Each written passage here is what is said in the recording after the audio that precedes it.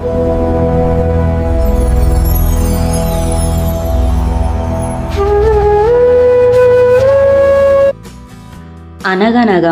ఒక అందమైన అడవి ఉండేది.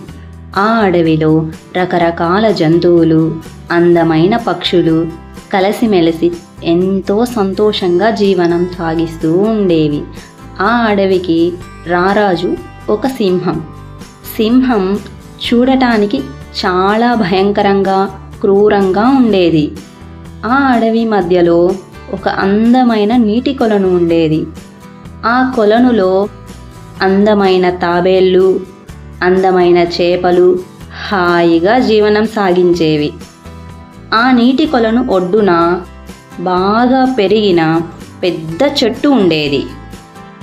ఆ చెట్టు అడుగున ఉన్న ఒక బొరియలో ఒక జిత్తులమారి నక్క నివసిస్తూ ఉండేది. నక్క జిత్తులమారి అయినప్పటికీ చాలా మంచి మనసు కలది.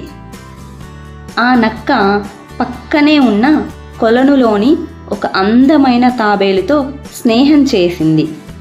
రోజులు గడుస్తున్న కొద్దీ నక్క మరియు తాబేలు మంచి స్నేహితులుగా మారాయి.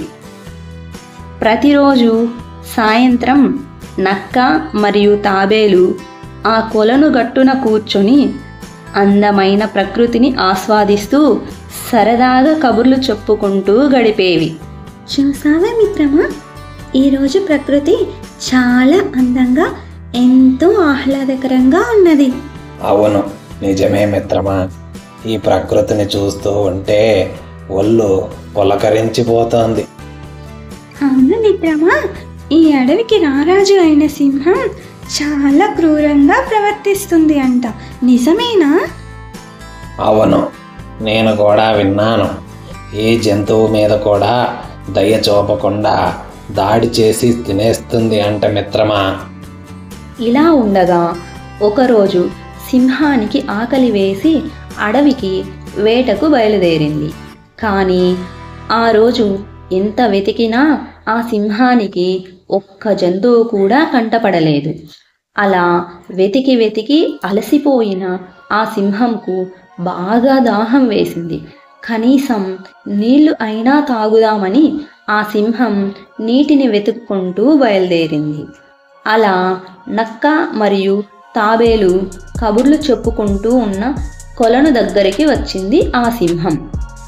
అక్కడ నక్క, తాబేలు కూర్చుని కబుర్లు చెప్పుకుంటూ ఉండడం గమనించిన సింహానికి, ఈరోజు నా పంట పండింది, ఈ రెండిటినీ తిని నా ఆకలి తీర్చుకోవాలి అనుకుంటూ ఒక్కసారిగా వాటిపైకి దూకింది.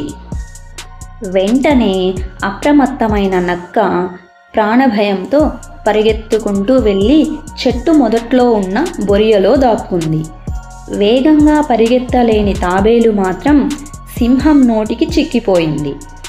తన స్నేహితుడు ఏమయ్యాడో అని నక్క ఆందోళన చెందుతూ బొరియలో నుంచి బయటకు వచ్చి చూసింది. ఆ సమయంలో సింహం తాబేలును కొరికి తినడానికి ప్రయత్నిస్తోంది. కానీ తాబేలు శరీరంపై గట్టిగా ఉన్న కవచం వల్ల సింహం తాబేలును కొరకడానికి ఇబ్బంది పడుతూ ఉంది. ఇదంతా గమనించిన నక్క తన స్నేహితుడును ఎలాగైనా కాపాడాలి అనుకొని బాగా ఆలోచించి తన జిత్తులమారి తెలివితో ఒక పథకం వేసింది. పథకం ప్రకారం నక్క మౌనంగా నడుచుకుంటూ సింహం దగ్గరగా వచ్చి నిలబడింది. నక్కను చూసిన సింహం కోపంతో, నీకు ఎంత ధైర్యం, నా ఎదురుకుండానే వచ్చి నిలబడతావా? మృగరాజా, నన్ను క్షమించండి, నేను మీకు సాయం చేయడానికే వచ్చాను. మీరు ఈ తాబేలును తినడానికి చాలా ఇబ్బంది పడుతున్నారు. ఇది గమనించి మీకు ఒక సలహా ఇద్దాం అనుకొని వచ్చాను. తప్పైతే క్షమించండి. సలహానా? ఏమిటది? త్వరగా చెప్పు, అసలే నేను ఆకలితో ఉన్నాను. మీరు ఈ తాబేలును తినడానికి చాలా ఇబ్బంది పడుతున్నారు. ఎందుకంటే దాని కవచం చాలా గట్టిగా ఉంది. మీరు ఈ తాబేలును కొద్దిసేపు ఈ నీళ్ళలో నానబెడితే దాని కవచం బాగా మెత్తబడిపోతుంది. అప్పుడు ఎంచక్కా హాయిగా తిని మీ ఆకలి తీర్చుకోవచ్చు. శభాష్, చాలా చక్కగా మంచి సలహా ఇచ్చావు. ఇప్పుడే ఈ తాబేలును నీవు చెప్పినట్లు కొద్దిసేపు నీళ్ళలో వదులుతాను. అది మెత్తబడిన తర్వాత హాయిగా తింటాను అంటూ ఆకలితో ఉన్న సింహం తొందరపాటులో విచక్షణ మరచి తన చేతిలో ఉన్న తాబేలును నీటిలోకి వదిలింది. ఇంకేముంది, తాబేలు ఎంచక్కా ఈదుకుంటూ వెళ్ళి హాయిగా తప్పించుకుంది. వెంటనే తేరుకున్న సింహం జరిగిన పొరపాటు గ్రహించింది. ఇదంతా నక్క వల్లే జరిగింది అనుకుంటూ నక్కను చంపడానికి కోపంగా వెనక్కు తిరిగింది. కానీ అప్పటికే నక్క పారిపోతూ కనిపించింది. తన మూర్ఖత్వానికి, అమాయకత్వానికి తానే సిగ్గుపడుతూ అక్కడి నుండి మౌనంగా తన గుహకి బయలుదేరింది సింహం. ఈ కథలో నీతి ఏంటంటే, ఎంతటి బుద్ధిమంతుడైనా, ఎంతటి బలవంతుడైనా ఆవేశంలో విచక్షణ కోల్పోరాదు.